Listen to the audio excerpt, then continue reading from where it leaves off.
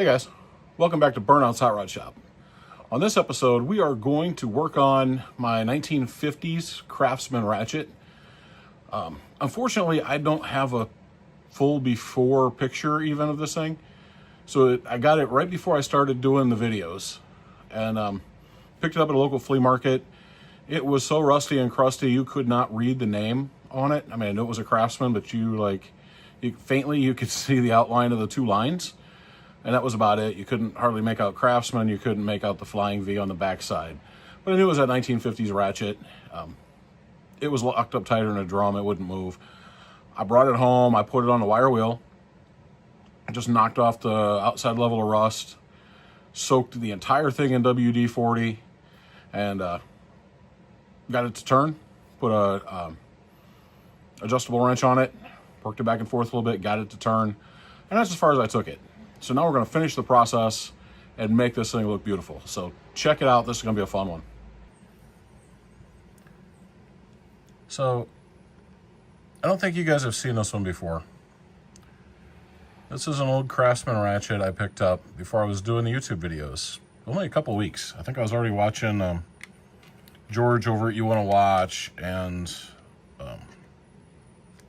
NK Garage and a few others. So I was kind of getting back into the tool thing. But I went to my local flea market, picked this thing up. It was so rusty you could not read Craftsman. I knew what it said, you know, you could see the lines. You can see it's really kind of pitted right in here. It only had one screw, this one. I ran to the hardware store and got another one. These are number 632. But they're right between a 1/2 and 3/4. So you can see the 3/4 sticks out a little bit, but the 1/2 is only one thread holding in. So I'm gonna mark this and cut it. I thought I'd gotten 2 of these, but apparently one of the number 832s went into the 632 bin. So I'll have to run back to Ace at some point and swap that out. So I'm gonna take this apart, clean it up, probably take it to the wheel and see how shiny I can make it look.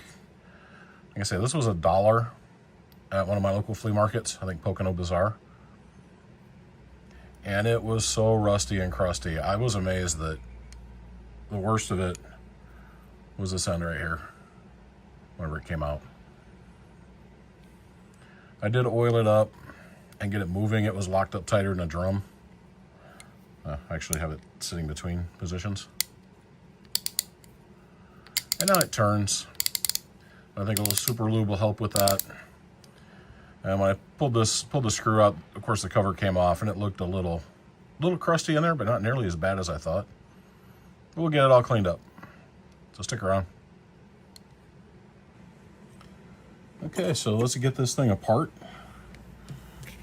And I'm not going to use the hacksaw to take it apart. If you saw the video last Friday, this is the hacksaw I redid. And I'm going to use it to at least lay a mark on here.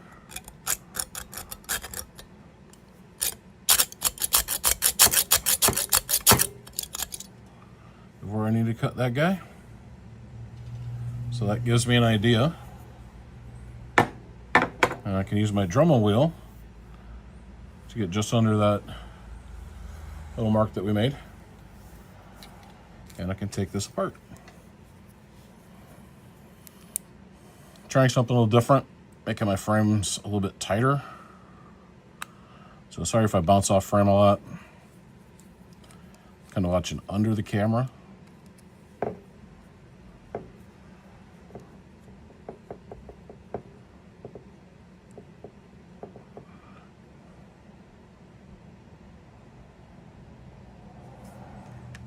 Put that one over there. And this is the original one.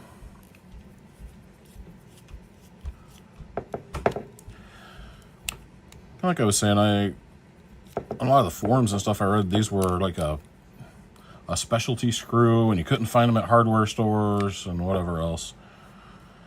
The thread was something uncommon. You had to go to a gunsmith.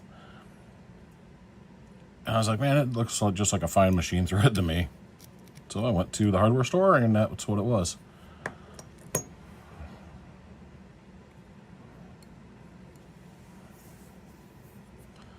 Okay, so what I don't know with this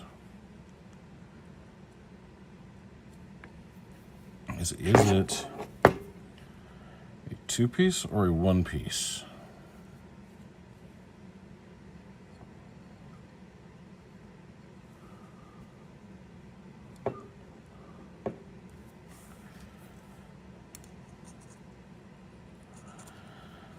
Looks like it's a 1-piece, and you pop this guy off. You grab a screwdriver and I can get behind that a little bit better with. Let's use the old Blackhawk version of the Stanley 100 Plus. See if that gets us in here.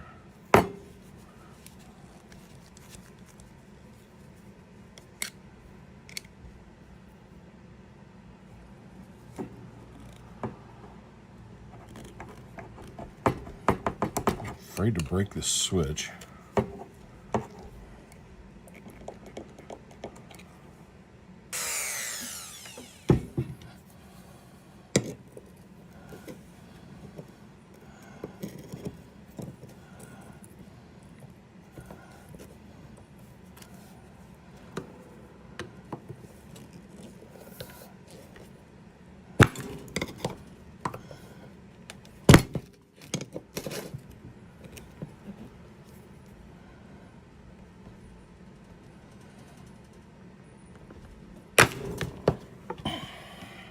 There we go.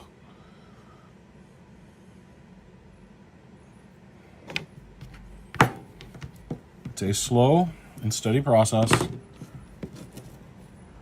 Don't rush it, because you don't want to break it. You know, breaking that switch isn't the end of the world. You can always make one out of aluminum or something. But it's also not a lot of fun.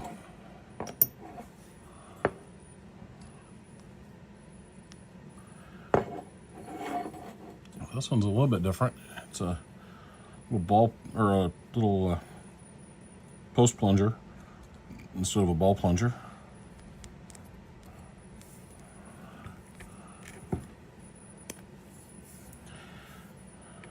It's gummed up just enough. There. Oh, okay. So it's a little pin.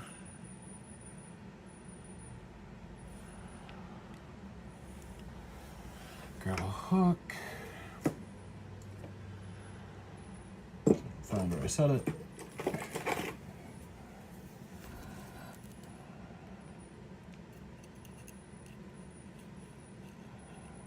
Wow, look at that spring. Sets the camera on.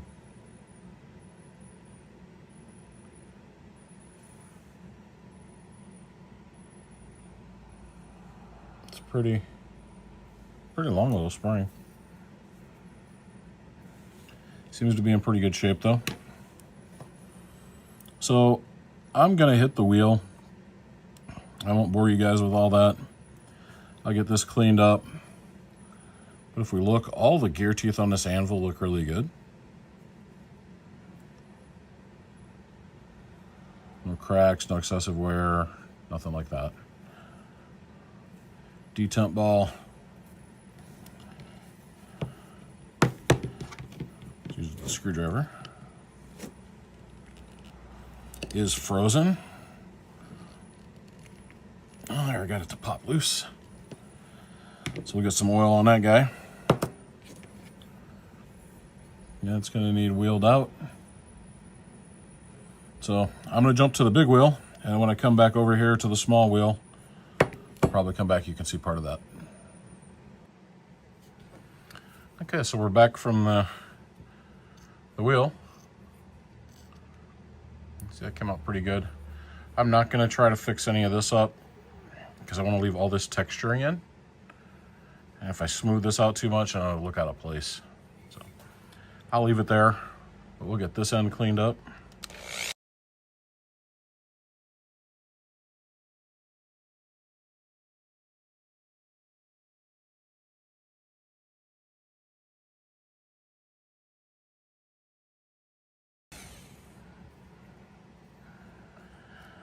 because right now it's just kind of moving grease around.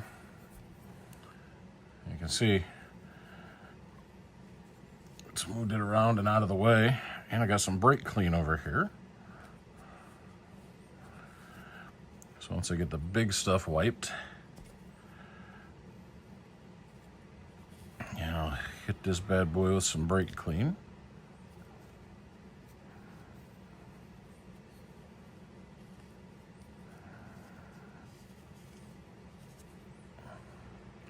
Yeah, look at that. Like I say, not show quality finish, but wow. Hard to believe that's the same piece.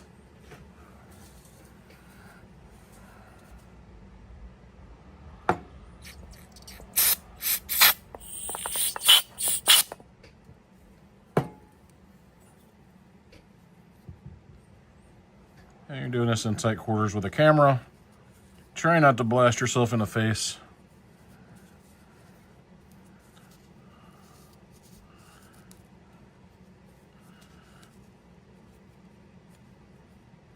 Sometimes it's easier said than done.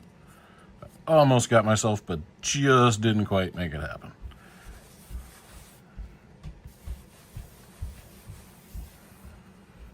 So there. That's good enough to get lubed up. Let's get down in here. There's not. I'm trying to look.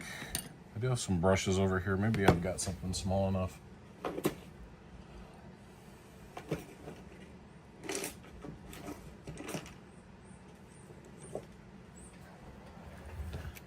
Try this guy. This is just one of those brush kits from Harbor Freight.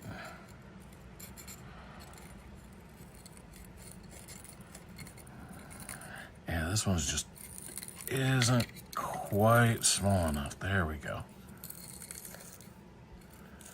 Well, you want it to be tight fit, but wow. And try not to do that. And grab a finger full of bristle because you're trying to get better leverage. It will remind you that those bristles are steel, and they're not nylon like some of my other tools. There, yeah, we got some junk out of there.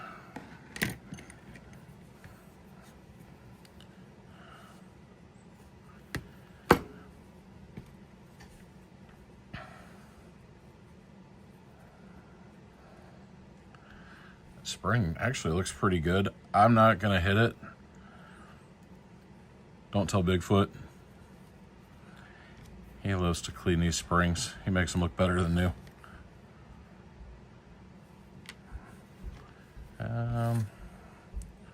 We'll do this guy next.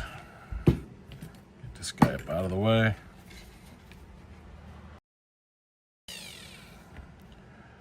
We need to get something here. Ah, yes. I picked these up for 99 cents at a Goodwill. Thought they would make nice little dishes for when I'm doing stuff like this. And I'm gonna blue the anvil and the faceplate so I can pour a little bluing in here as well.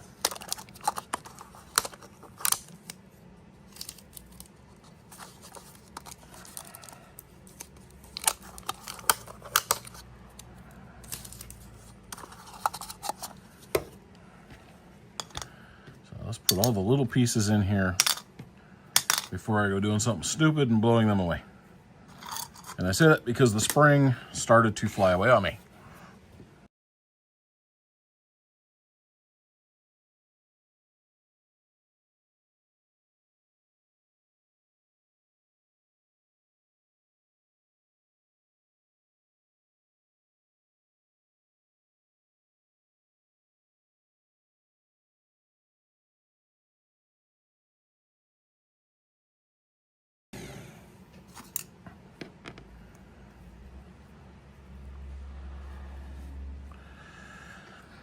So always try to keep your fingers out of the moving parts of the machine. That looks a little better.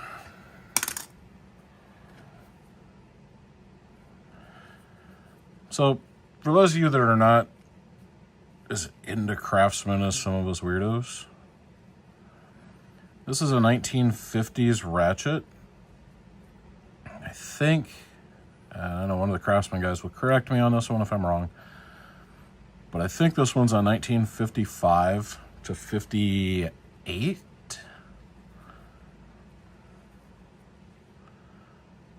I think that's when they made this style. I think 51 or 52 to 54. They made this same basic ratchet, but the difference is this divot right here. So for the first few years, they made this one without this divot. And then I think in 55, they went to this divot and ran that through the end of this production, which I think was 58. You can see it's got the pointy A. It's got the extra step in the S. It's got grease on it again because of all that work we did. Don't worry, we'll clean this up here in a minute.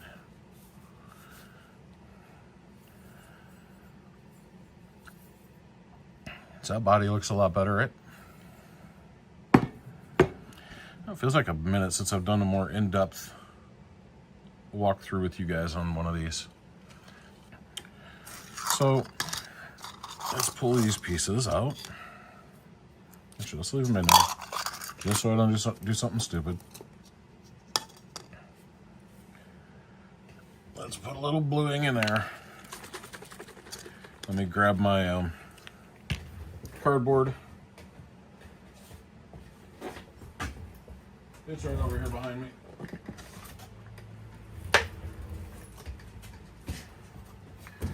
These little flats work great for painting or bluing. If you guys buy any tools at auctions, lots of times the lots will be on these little flats. So you end up with a pile of them.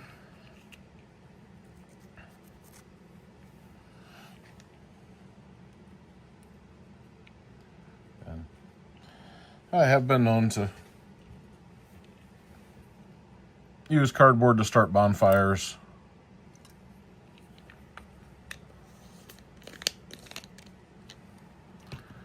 So we pour just a little bit in.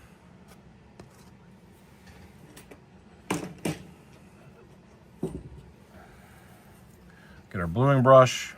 This one we used before. You can see the bluing had an effect on it. We're going to do the anvil. And we're going to do this side of this plate. The inside, I'm not as worried about. That will get the super lube.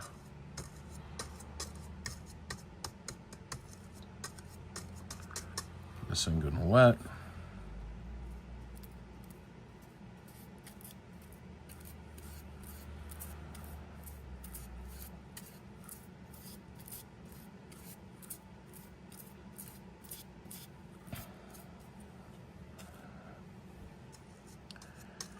And the anvil, I'm not worried about the gear per se, but I do want to get the ends.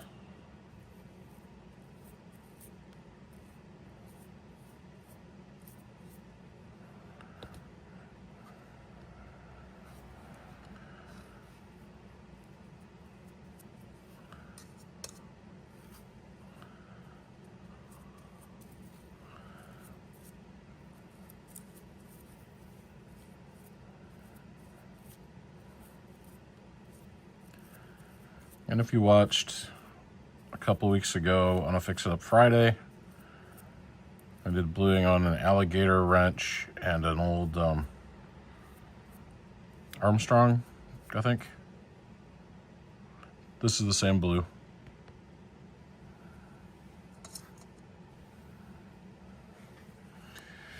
I don't know, some guys wear rubber gloves, some of us don't. I don't know. Whatever your preference is, I'm not going to give you a hard time. You be you.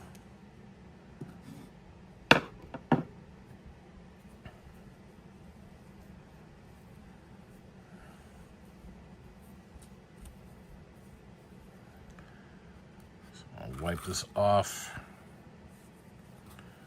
just to pull any excess. That was the first coat. Honestly, I should have grabbed a rag that wasn't used, but we'll see. If I give it a little trouble, I can always go back and clean it up and redo the bluing. See, the bluing doesn't look too bad. It's going to take another 1 or 2 coats.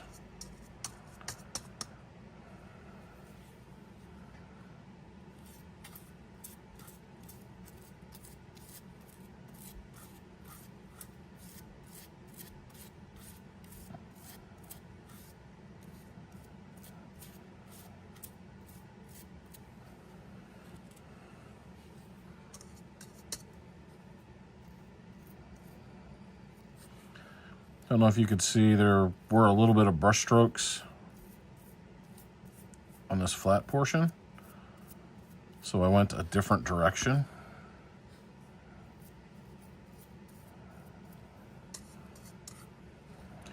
And I'm crossing over you guys with my hand. Probably should have done this.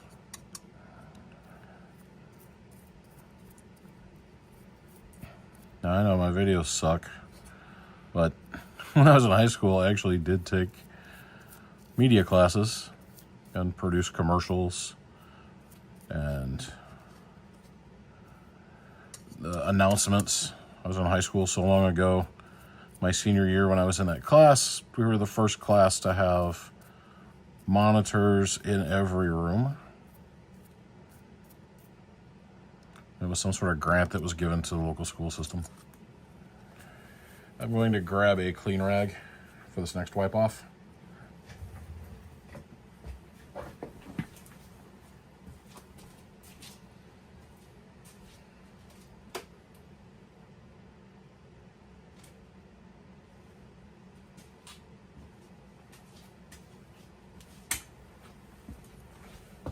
So I hope you guys are liking these camera shots a little bit better. I wanted to have something a little bit better to look at. I didn't like how far away everything was looking, even with the boom. So this is actually a selfie stick attached to the boom. And it's one of those collapsing and extending selfie sticks.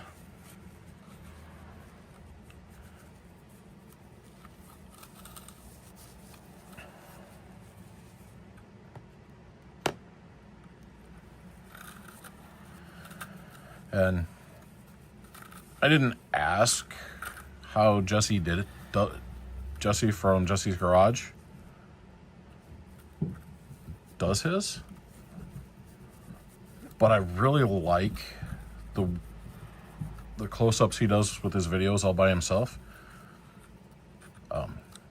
George over at You Wanna Watch does really good ones too. Bigfoot does pretty good ones too. So those guys, just watching what they do really got me to want to up my game. And then I found my old selfie stick and I said, okay, I'll up my game. Let's give it some more blue.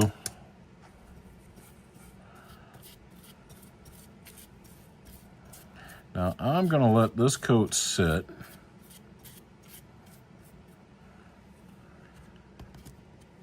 And I will jump off screen with you guys while it sits. And I'm going to polish the body. When we come back, I may have already steel wooled this. And we'll be ready to go back together and see how we like this.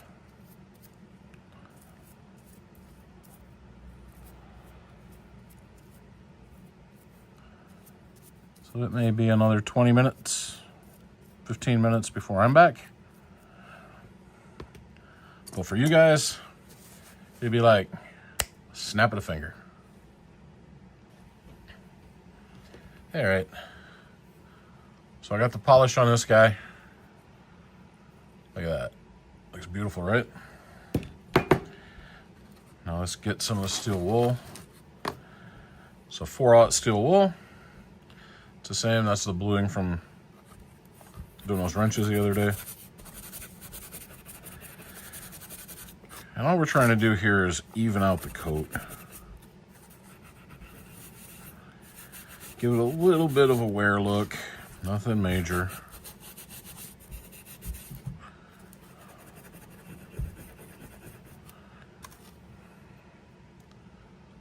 So we end up more like that. Okay, that's more even.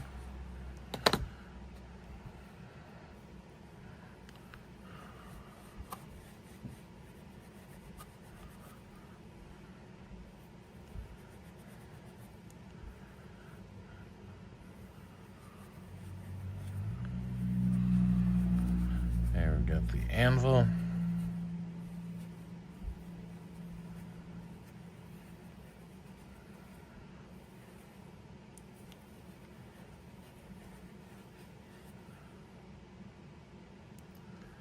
And see, that looks more like a new anvil now. I'll wipe these down with oil, just an oily rag. I'll get a little oil in this detemp ball. This helps if I show you. Get this, I'm gonna get this stuff cleaned up, and then we can clean up my hands a little bit, and then we get this put back together. So real quick, while I'm doing this, he says oil in this ball. A trick, this ball did not want to move. So a trick that I learned a long time ago is when they don't want to move, oil them up really well, and then go carefully put them in the vise. Don't mash the hell out of them, but just make the ball go in. And then once you get it in that area, just, you know, 1/8 of a turn or less at a time, in and out, and it will cycle that ball and siphon the oil in. Do that a couple times, and then suddenly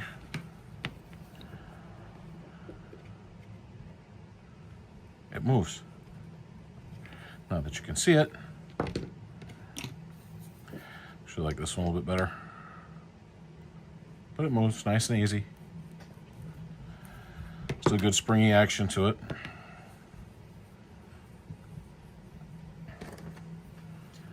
I'll get this guy.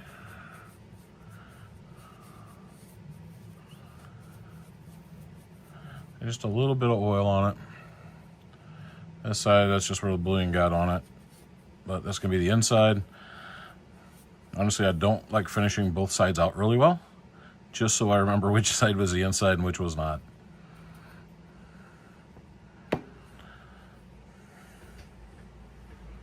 So now when these go together, they're gonna look like that. So, I'm gonna put the oil away. I'm gonna wash my hands real quick. I'll be right back. All right, so washing my hands kind of a misnomer. They're cleaner. I don't have water down here in this basement, so I use the orange Gojo or whatever it is. And then wipe it all off. And now we're gonna be using Super Lube. If you guys have not used this on your ratchets, I will tell you it makes a world of difference. I was honestly a little skeptical. One of the things people complain about with the Icon G1 ratchets is the back drag. So they're really like a 1.5. They had some braking issues with the initial release of the ones, but the revamp they did, the complaint was the back drag. I took one apart and I used, I swapped out to the Tecton kit, so it was a 1/4 drive, and I did a 3/8 drive anvil, and it comes with Super Lube, and I put that Super Lube on, and night and day difference. There's like no back drag. That sold me. I went back to Harbor Freight and bought a tube of this so I can try it on my other ratchets. I've used it on a couple and I love it. So now for the fun part. Start off, we're going to put a little bit of oil down in the hole.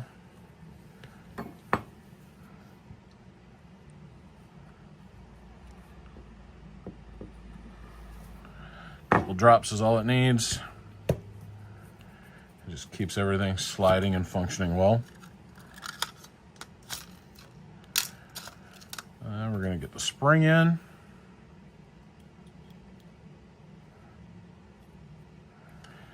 This one's interesting because of this pin style. Curious to see if it's better or worse.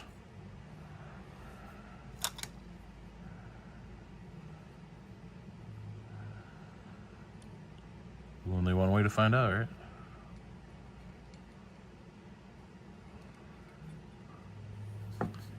I do not have 3 hands to do this with. So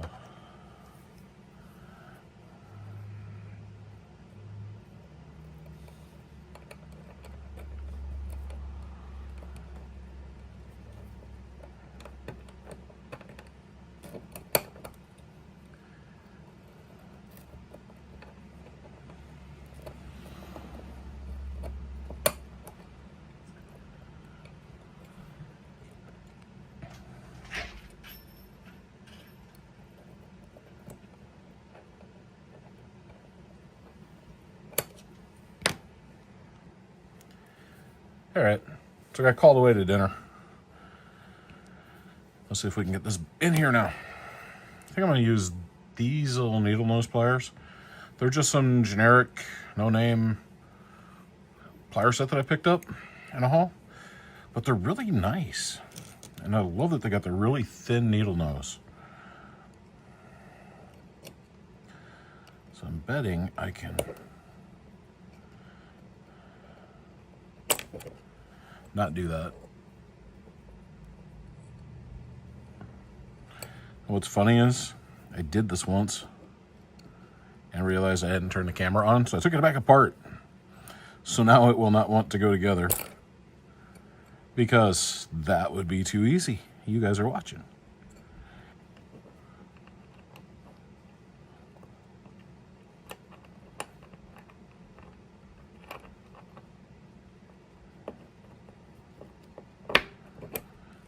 There, look at that. See, it actually worked like that.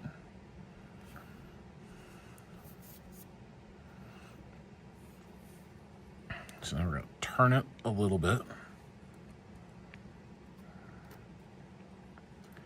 I like to do these in the neutral position. And Batman should be in a neutral position.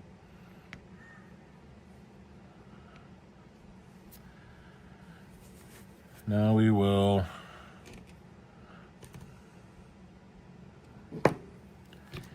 get a little bit of super lube. And everybody has their own way of lubing this stuff up.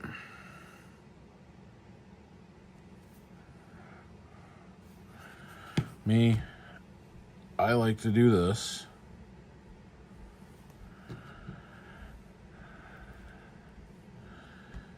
And it was because this is what how I was shown to do it with axle grease.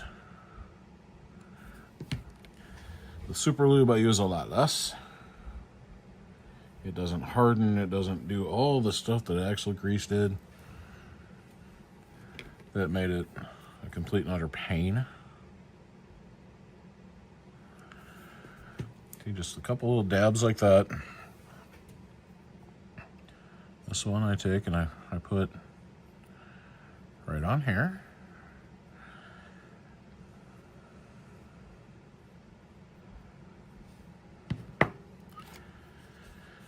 And come back and get a little bit more, like that.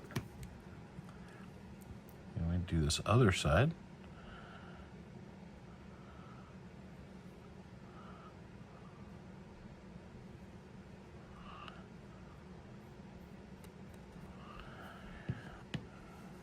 And then one more little dab.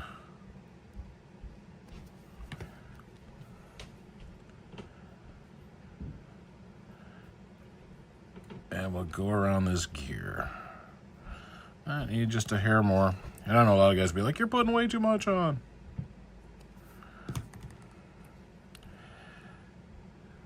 Trust me, it's a lot less than I used to do when it was axle grease. You're trying not to get that stuff to dry out.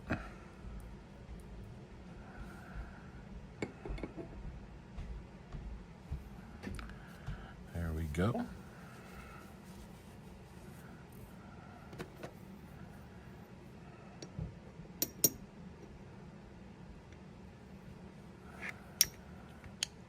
Pop that in place.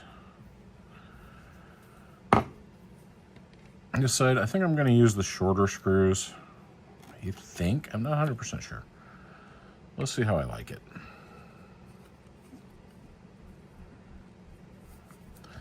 Because what I'm thinking is, if I need to, I can always Loctite it. And don't reef on these things. They're just threaded into that little steel plate. And that little steel plate will eventually give up the ghost.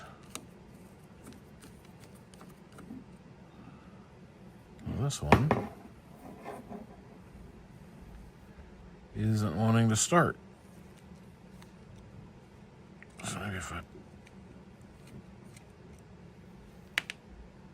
Man, that one fell out.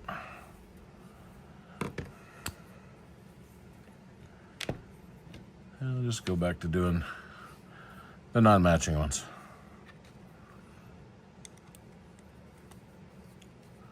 We'll put the one in that came in the ratchet. Helps if I actually put it in the screw and turn it. Screwdriver's almost too big. There we go. And then the one I cut off, which is just a hair longer than the 1/2 inchers. Yep, that goes in there better. They just don't quite match.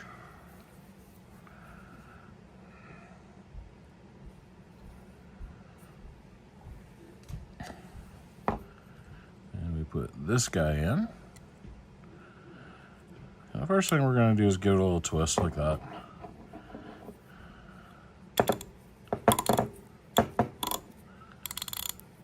Feels good. I like to give it some turns.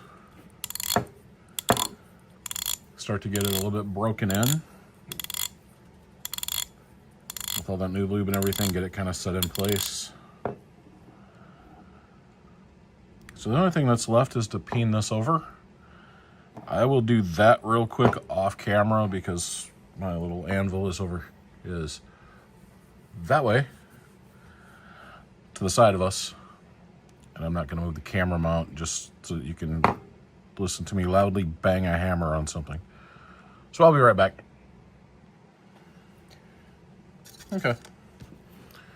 So we got it on. It's still loose like it was, but it is peened on. So I think that switch is just worn out.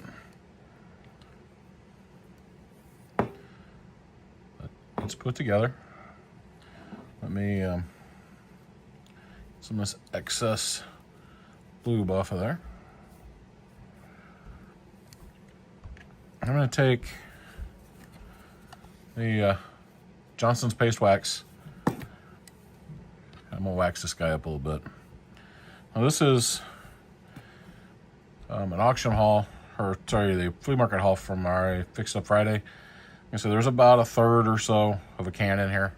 You can see the bottom, but there's a lot around the sides. I got that for 80 cents. Thereabouts, probably. If you look at that up Johnson's Paste Wax on like eBay, guys are getting $50 for that much because they stopped making it in 2021. So whenever you see it at a yard sale, pick it up, no matter how little bit there is. Johnson's Paste Wax is awesome. I like Mother's Cleaner Wax too. So I have to have Johnson's. But Johnson's has its own smell to it. There's just something about it. I get everything good and coated. Put that back in. Let this guy sit for a second. We'll wipe it off.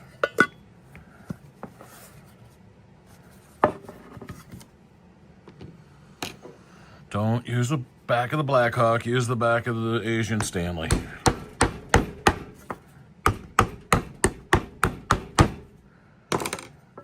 All right.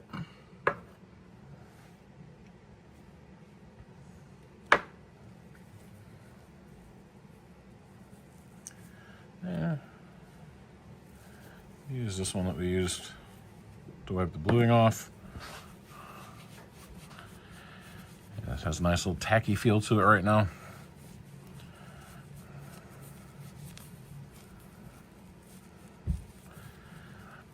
I like these cheap Amazon microfibers. I also get the Harbor Freight ones. The Harbor Freight ones are a little bit nicer. I've got, I don't know, 6 or 8 packages of them over there. They run them half off quite often, or sometimes even the free giveaway. Those are the times I get them. I don't pay full price for them.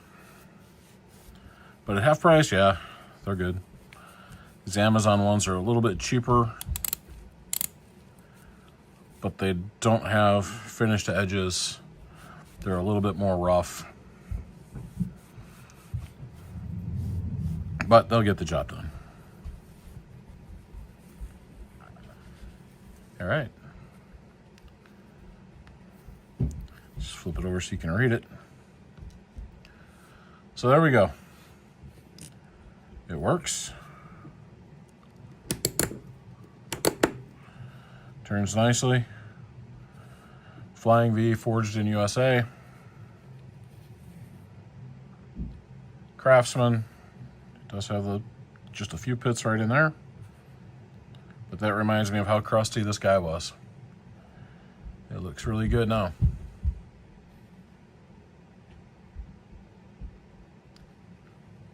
So I hope you guys enjoy that strictly me fixing one up video. I'm burnt out. I love you. And there ain't nothing you can do about it.